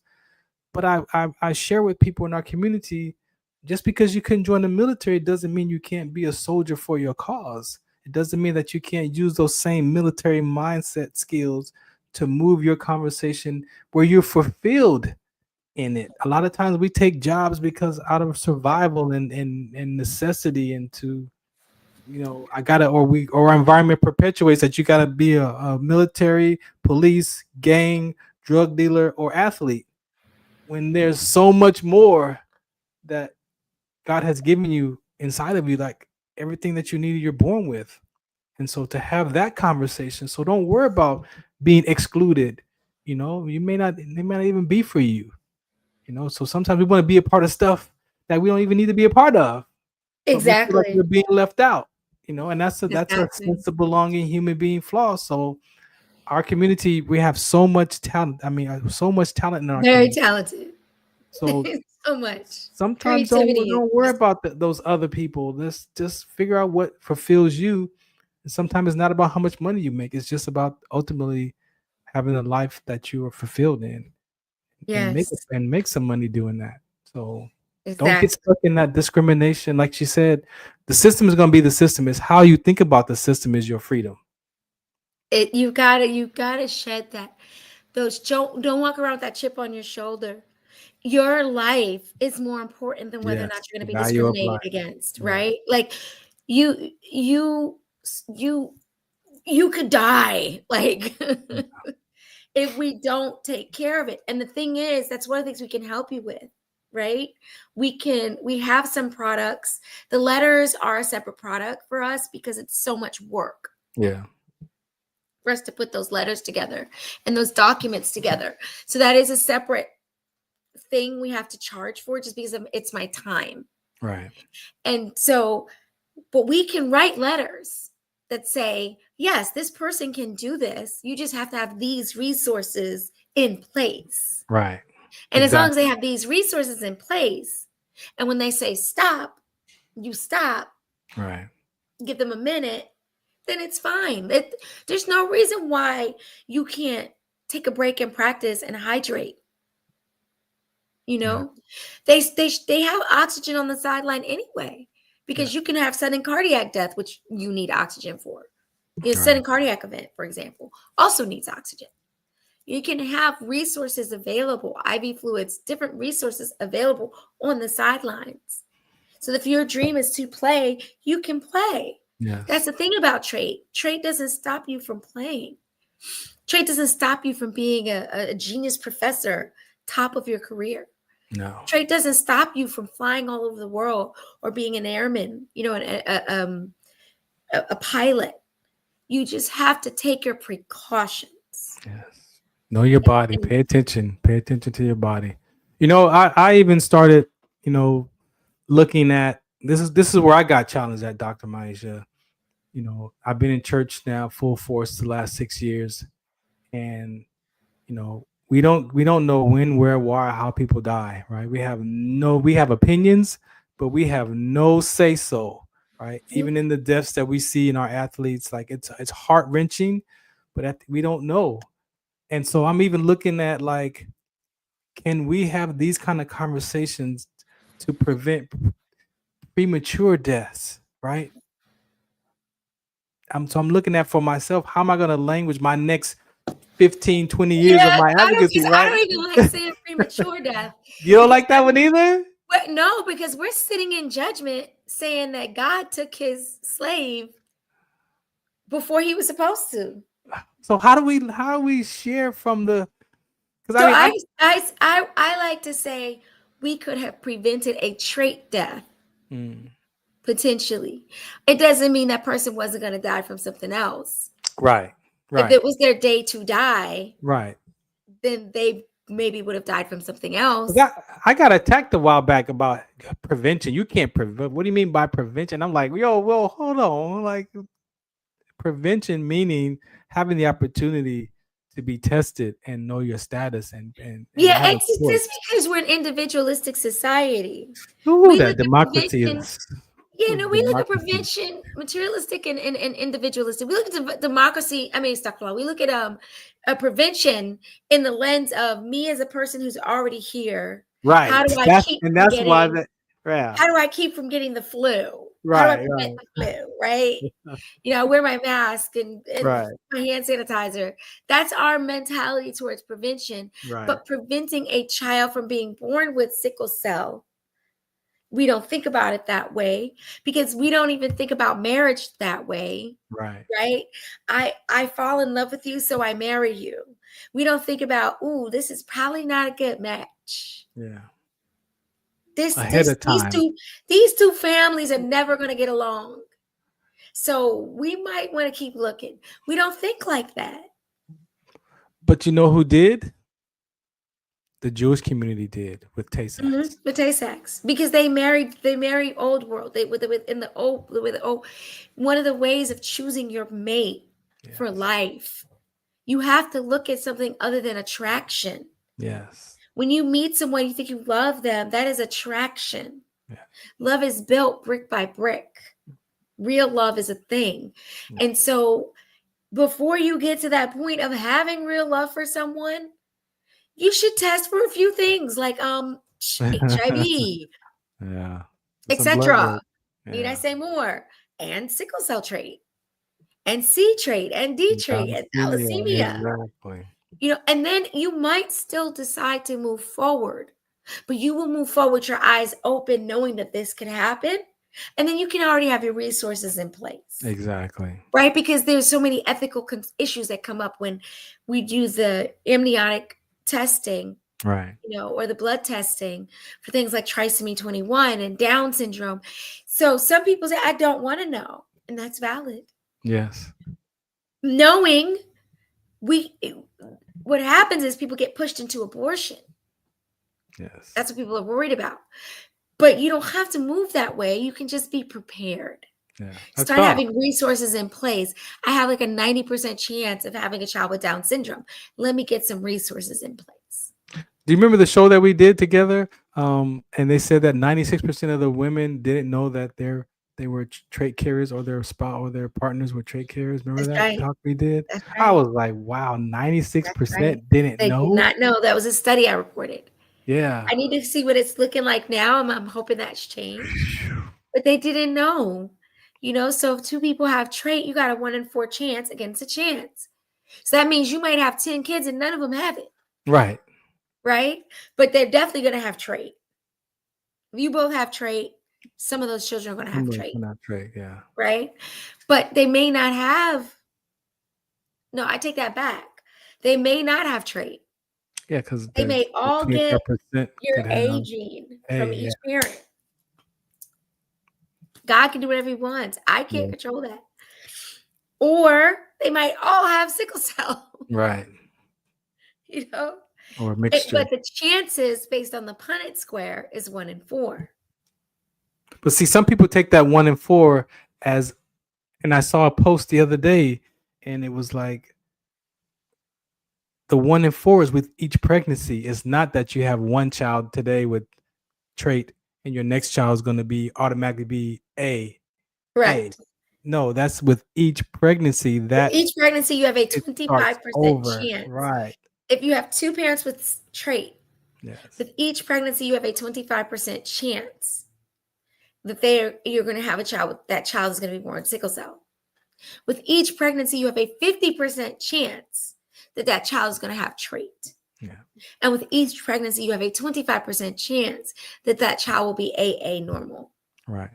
Each pregnancy, though, that's the people don't realize it's each pregnancy. And some people think, well, I've got one already with AA, so then my next one will probably be the trait. So they have a child, and then what do you mean? Like it's like no, like it's with each it doesn't skip generations. Like I said, we have no control over none of that. So with each pregnancy, those numbers start over. They start over. Correct. That's how the genetics works.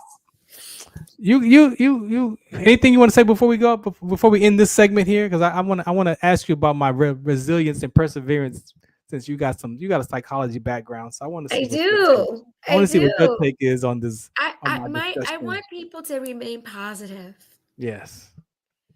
to realize that we are living in an amazing time where we can help with whatever is going on. We have an infrastructure built for you now that we did not have before. And I probably have mentioned it way too many times, but I am excited that we have a way to improve your quality of life. Yes. I see myself as a servant that improves the quality of life of any human being that God allows me to interact with, whom God allows me to interact. So I would like to serve the community in that way, and it costs money, so people can donate. Yeah.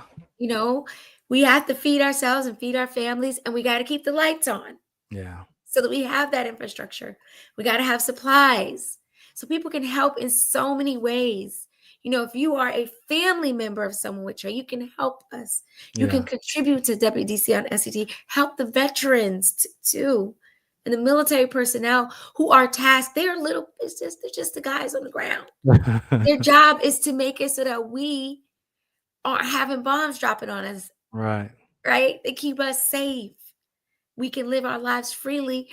We have to protect them and take care of them. Whatever your political views are, at the end of the day, wherever you live, that standing army is protecting you. So we have to take care of all of that. We have to really help each other and know that the solution is inside the problem. Yes. Most definitely. You just got to be willing to look. You just got to be willing to look and see. And thank you for the comment. We do this for real. We do this for real because of our own personal, experiences and the care for others as a doctor cares for her patients and people as we both. I'm grateful that God put this burden on my heart, and allowed me to experience it, because I'm not talking to you from about it. I'm talking from it. So this is our life. And so thank you for that comment there. All right, before we get out of here, I opened up this show with the discussions of what it is to be resilient, right? And how human beings, we think that we're so resilient, and a lot of things that we language show up like a badge of honor. Like I'm a resilient person.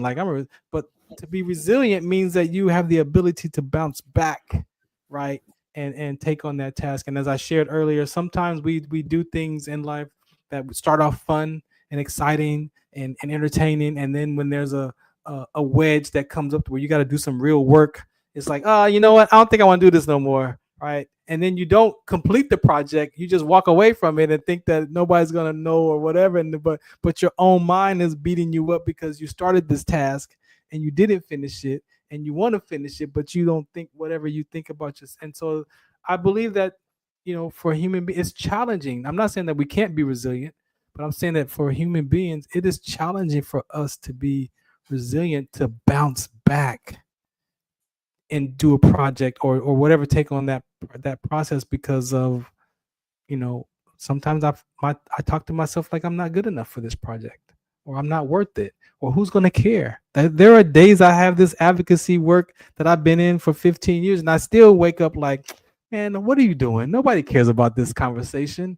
And then I look in the mirror about what I went through, and then I look at people who have had their experiences, and I'm like, oh yeah, nobody. Like, you got to snap out of that. Like, you need to get back and have these conversations. And so you can get down for a moment, but you got to stand back up, and things are going to happen and the road is going to get rocky, but you got to keep going. You have to keep going. So resilience is just, when you get down and depressed, you get smushed in, you pop back out. Yeah. Quickly. And it's a choice. Ooh. Yeah, because if you're doing a project they don't want to do anymore, that's what I was saying. If you're doing something that you take on and you don't want to do it anymore, and there's people involved in it, let the people know, like, hey, y'all have a meeting. Hey, you know what? We started this project. I'm going to complete it because I think that I want to go and take on something else. And really, that's the power that we have that we don't think that we have, because I realized that even the sickle cell advocacy work, I made it up. And I get stuck that it has to look a certain way, that I can only do it this way. And And I have to remind myself, bro, you made the plan up so you could change the plan. You can go a different direction today if you want to. But we Exactly. forget that we make up these ideas and we create them, and then we get stuck inside of them because maybe we didn't think the whole plan through first. Maybe you gotta go talk to people and look at the unforeseen consequences of these projects that we take on and see if that's something that you really want to do before you just start doing them. So so my part of that resilience is the soul. The soul needs that. It wants that resilience. It wants the mind, the will, emotions to survive. We want to say that we're resilient to survive life, but the other word is perseverance, and the spiritual context of perseverance and what that offers to push through, even what's the definition? Even when it's difficult. Correct. And one of the things that I want people to think about, you actually become healthier when you do the opposite of what you want to do. It strengthens your brain. It's a protection against things like dementia and memory loss. You know, if you when you that's the whole psychology of the military, right? There's no enemy at that moment. They make you get up at 4 a.m. to train and in practice. your bed so you can bounce a quarter off of it. Yeah. You don't want to do any of that, but it makes you a better, faster, stronger, more resilient human being. Yeah. Doing you, and this is very spiritual now, right? That's perseverance. To go higher, to a higher vibration that's full of light, you literally have to do the opposite of your desire. When you want to sit, you stand. When you want to walk, you run. When you want to run, you walk. When you want to stand, you sit. You want to scream, stay silent. You want to stay silent, speak up. Doing that opposite of what you want to do. See, that wanting to do is your lower self. Right. It's your lower vibration. It's the vibration that is just like a slug. It just eats, sleeps, voids, and we call that self-loathing. You know, that's the self, the low mood stress. Yeah, it's the self-reproaching soul. It's at the bottom of the totem pole, and it does have some rights. For sure. Because if you don't have it, you won't eat it all. You wither away and die. You know, so it has its usefulness, but it has to be disciplined and do the opposite. So literally doing the opposite. When you feel like quitting, don't quit.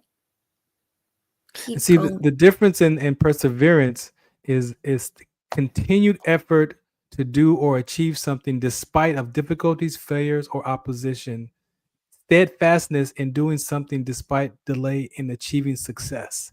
Correct. And that's why I'm saying that in the resilience of the mind, will, and emotion is not even about the success. It's about surviving what you're doing. It's about surviving that task. And now that task is not fun. So now you're surviving, and now you got to go to work, a job that you took that you was excited to take at first, and then now this job is no good, is boring now. Well, did the job change or did your mind change? Your mind changed. Right. Exactly. So now this job ain't fun no more. So then I got to go do something else. And so, but that perseverance is that spiritual level that she was pointing out, where you can continue. The key word is continue, not bounce. You're not bouncing back. You're continuing to push. That's the difference between perseverance and resilience. Yeah. Resilience is there's a challenge that pushes you down and throws you off. Yes. Perseverance is that you don't stop. And you might be the one throwing you off. My point is you might be the one throwing you off. That's the whole part of why I had this conversation today. Because you might be the one throwing you off. Usually it is you. Yeah, you're making up a bunch of. You might even be making up the haters. They may not even hate you. You done made it up. They done made up. Your biggest hater is your own subconscious mind. They look to be funny. Exactly. Thank you, Dr. Maisha, for helping me complete that conversation today around resilience and perseverance. And it's only, again, because you have to be able to tell the difference. You know, your heart wants to survive and make sure everything is done right. And your spirit wants to be free to make mistakes and be free to change. And I want to do this now. And that's the battle in the mind. You want to be free, but you don't want to look bad. You want to look good. you don't want to be wrong, you don't want to be right, you may not want to, you might have a solution and don't want to say nothing because who's going to listen to me? I'm not nobody. How can I help that cause? I'm not anybody. No, you got a voice in all of this conversation. That's right. You could be holding that key. You don't Right? know who the key was given to. Right. We don't know. We don't know. And so you might be the one that has that conversation, that missing piece of that puzzle that we need. Right. Exactly. So don't hold out. Find your courage. And find your niche, find your place. You know, we all have something amazing to contribute. I'm thankful that I'm a physician, right? I'm thankful for that. It was very hard. It's a lot of work. Yeah. I definitely had to be resilient and persistent. Yeah. And I'm like a septuplet. I'm super diverse, you know, so that didn't necessarily, we're talking 25 years ago. That was not necessarily in my favor, you know, but I flip it and I make it in my favor because I can go in and speak to the farm workers that are, you know, tend to largely be Latino. And I can speak to them in Spanish. Right. You know, it gets to be when I'm long enough in a clinic, they're like, oh, I know, we want you. You know, I did a whole patient interview in Arabic the other day. No way. Mm-hmm. That's legit. You know, that's so legit. You know, the West Africans, most of Africa, they speak French. Yeah. You know, they speak English or French, and then they speak their native language. Right. You know, so I can get by with them because I'm well traveled. Yeah. I've been all over the world, and in my mind, I've been everywhere. You know? Thank you. No, that's to God be the glory. I'm just thankful that He used me in my experiences to survive and live to tell my story, and just very grateful to help and continue to help until I'm out of here. This is I know that He gave me that gene in my mother's womb to go through. The military was the portion of that. I look at it like the seed, right? Like He plants those seeds in us, right? And then it's got to be the right time, the right environment for that seed. And it was in that military that day was it was time for that seed to open up and break through that soil. And here I am. And I made it through the depression. To make change, to save lives, and you're still doing that. Yeah. So I'm very grateful. So thank you for that comment. But that's all God's glory, and I recognize that. And I'm just great to be used by this conversation. Any last words before you go, Dr. Maisha? But thank you today. I mean, we needed this. This was great. I miss it. You know, it's been, you know, we've had some losses. Yeah. And it's been difficult, you know, just a lot of unexpecteds. And we're gonna just persevere. Yeah. You know, exactly. Be patient with us. You know, I ask the patients to be patient with us. I ask the people that rely on us to come and teach to be patient with us. And, you know, what's really on my heart is the role you have played in my development. You know, this is a gift that you have given me. I didn't see myself in this way. I didn't see myself. I did. This conversation. I did. You know, and now we have a whole specialty clinic around it. Like I could not have imagined this. Y'all, she been a trait doctor from day one. She's like me. It's you know, I have some identities that I'm like I'm a published author and stuff, and there's identities that I don't want to take on yet. They're there, but when I met you and who you said you were and what you was up to, I'm like, we need a trait doctor. Like all these doctors, they're not paying attention. There's not one stepping up to say, hey, you know what? Let me stand in the gap and just let's see. No, they're like, nope, that's benign. Nope, that's not true. That can't be true. That can't. And it's like, no. And when you came in town, I was like, oh, that's the trait doctor. No, you definitely developed and cultivated this path. And you know, I call you an honorary doctor often, you know, because of the way you can see what God gave you. And I think that that's the energy we want to have in this community. You know, that the trait can lead us to amazing things and actually create opportunities we wouldn't have had. And whatever you're given, that's letting you know about the direction that will be good for you to go in. Yeah. And embrace that. And that's why we want our community, that when we, especially our sickle cell community, you know, you got so much talent, you got so much already within you that can be applied to life, and you're thriving, but be free in your heart to thrive, in your spirit and your soul, and put them things as close as possible. Give them the same principles to live from, so that you can experience the greatness of what this world has offered us and what God has given us to share from. And you say about the trait conversation, you know, even with that military experience of the depression and anxiety that we talk about here on our network with veterans and suicide ideation, like I'm in the room with like psychologists and therapists, right? And I'm going one for one with them, and I'm like, I'm a patient advocate. You know, I'm not trying to be a psychologist. I'm not claiming that, but I can definitely have a conversation at the core of what it is to be a human being and the experience and what we are dealing with. And because I experienced that for myself.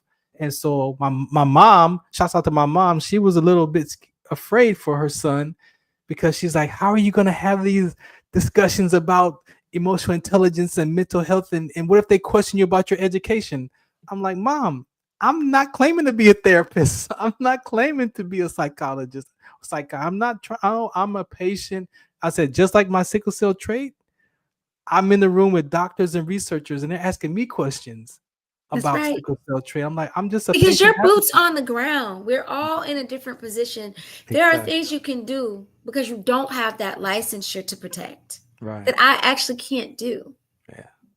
You know, and say, I can everybody and say there are things I have a deep responsibility and accountability to the science, right? To the knowledge. Yeah. So there are things that I can't just say just anything, you know, but because you're able to just throw things out there, I can catch that ball and go look and find the science. Find the science. And find the science. That's why she's the trained doctor, you know, so that's why, you know, it takes every kind, and we have to have that deep love and respect for each person and meet them where they are. Yeah. You know, my mom always said there's no big I's and little U's. You know?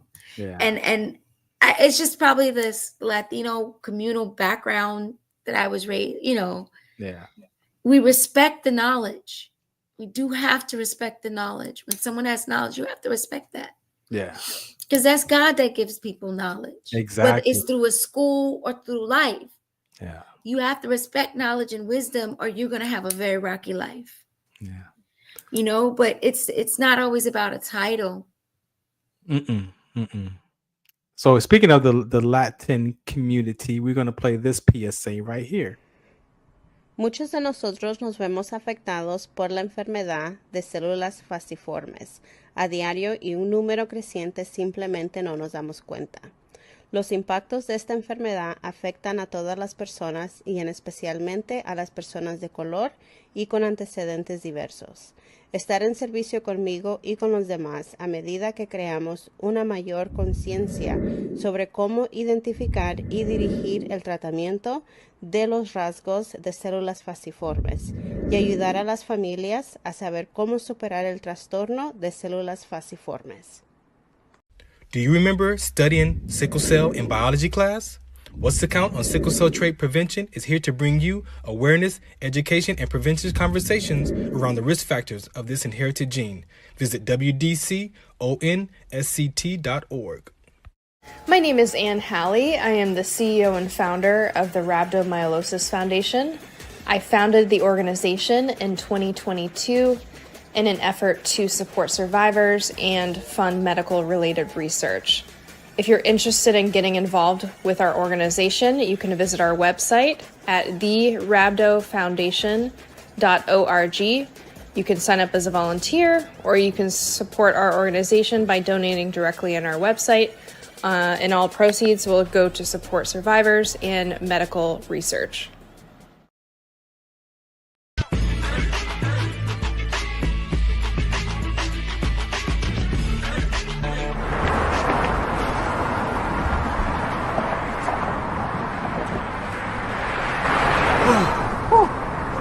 Hey, what's up, man? How you doing? I'm blessed, my brother. How you doing? I'm good, man. I'm good. Hey, did you see the game last night? Oh, that was a good game. But did you see the shot? I lost money from that shot. Oh, man, that shot was cold, I man. hated it, but it was good.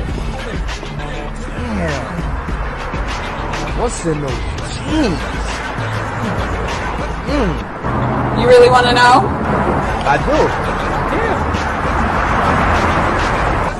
Exhaustion, muscle spasms, asthmatic issues, unexpected sickle cell trait crises. Damn. Are you serious? When I was young, I found out I had sickle cell trait. My mom's told me, but I ain't have no knowledge of it. But when I got older, I had a child, and the doctor told me my daughter has sickle cell trait. Do you know the facts that both parents have sickle cell trait? There's a 50% chance the child may have the trait, and 25% chance the child may have the disease. Hey, that's what's the count. Do you know that 2.5 million people in the United States have sickle cell trait? 300 million people globally? I didn't find out I had sickle cell trait until I was in the Army, 10 years. Next thing you know, I had a sickle cell trait exertion site. Sickle cell? I thought that was a black gene or something. Nah, man, the Latin community is number 2. 1 out of 36,000 babies are being born with sickle cell disease. You could be Caucasian, Mediterranean, European. You gotta know your bloodline, man. There is an inherited gene in our community that has been forgotten. The name is sickle cell trait. WDCONSCT, also known as What's the Count, is out to bring awareness, education, and prevention to people all over the globe. Want more information? Call us now at 323-215-5384 or visit www.wdconsct.org.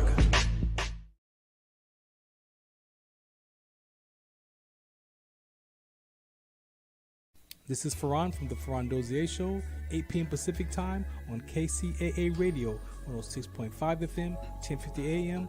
Also streaming from the KCAA Radio.com website, the station that leaves no listener behind, and MBR Radio. That's right, MBR Radio on all their streaming platforms, including MBR Radio on Roku TV, Sunday nights live, 8 p.m. Pacific Time on KCAA Radio and MBRradio.us.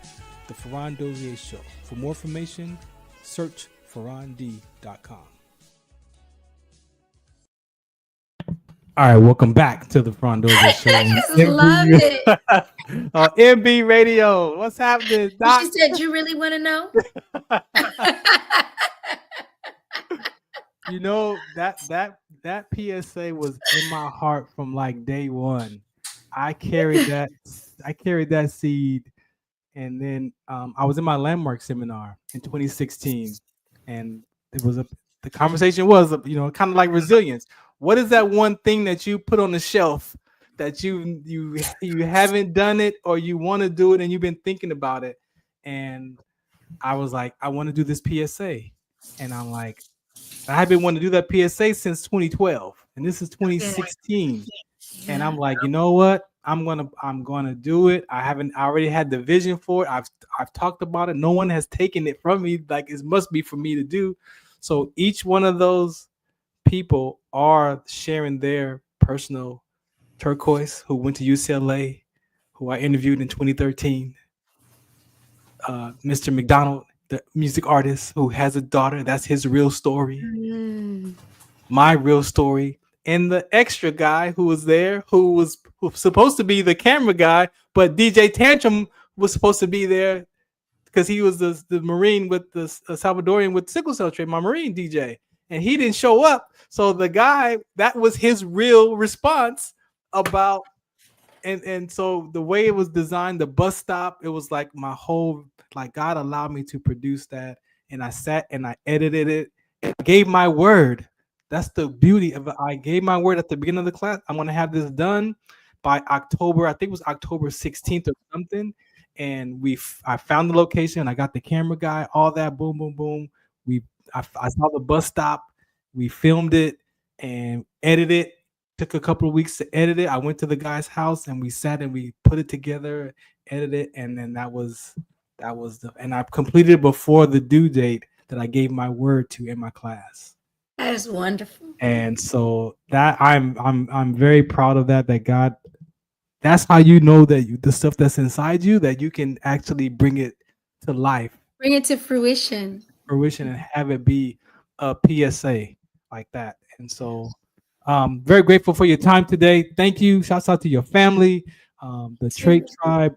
The Trait Tribe. Everybody can join the Trait TraitTribeTalks.com. Tribe. That is where you can find us at. Make sure you go there if you want to be a part of it. It is a private conversation. So when you come in there, it's not, if we record it, it's because of for training purposes, but it is not where anybody can just come in there. So your security, your safety of opening up and sharing is only people who are a part of that community that can come in there. So there's no it's outside a close forces. community. Like we talked about the discrimination. Yeah. And then also just to be able to process, like, wow, I really do. The first is like, oh God, nobody believes me. Right. Then once somebody believes you, people hit a different type of depression of, wow, I really have a disease. Yeah. And that's kind of scary. So all that can be processed in the Trait Tribe Talks. Yes. Safely. So that's why it's a closed community. It needs to be so that it is a safe space. Yeah. Because we are aware of the outside forces, Yes. and even in our own community, there are outside forces that energy of I'm the one with the most pain. Why are you complaining? Right. And we can't. Pain doesn't work like that. Everybody's experience is their experience, and we honor that. Dr. Maisha, thank you. I look forward to moving this conversation forward. And you always welcome here on Wednesday or Sunday night. You saw the Sunday night. You all either way. I have to start. You got platforms. We got time. I just, I was like, oh man, how am I going to do this? I had just left clinic. I had a full course of patients today. I'm like, whew. Hopefully this was a good outlet. I want to come again. I really enjoyed it. I got you. Whenever you're ready, we'll make it happen. Thank you for today. Thank you too. All right. Blessings and peace. Blessings.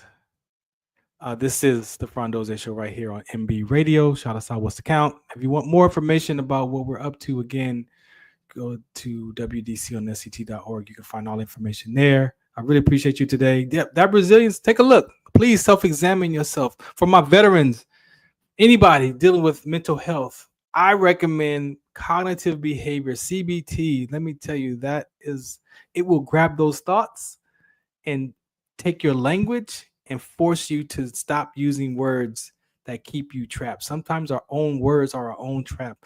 You won't say all or none anymore, because now you'll be able to put those thoughts in a percentage perspective. And challenge, is it exaggerated? Is that a habitual thought? Grab those thoughts. So appreciate y'all for tuning in today. We got to get out of here again. Well, you want to be a guest? Hit me up right there. You see that at Farron Dozier on all your platforms. You can reach out to me. MBRadio.us. You can go there. There's a part on my page where you can scroll down and send me a message right there if you want to be a guest. So there's plenty of ways to reach out to me and find me here on Wednesday nights on Military Broadcast Radio Network. All right. Shout out, what's the count? Thank you all for today's episode. Peace out.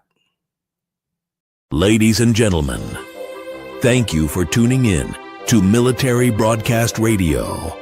As we wrap up today's show, we want to remind you that the podcast of today's episode will be available right after we go off the air. So if you missed any part of the show or want to listen again, be sure to check it out. And remember, we're here to support and honor our veterans. Your stories and experiences matter, and we are committed to giving you a platform to share them. That's right. We're here to give our veterans a voice. So don't forget to catch the podcast and stay connected with us. Giving our veterans a voice.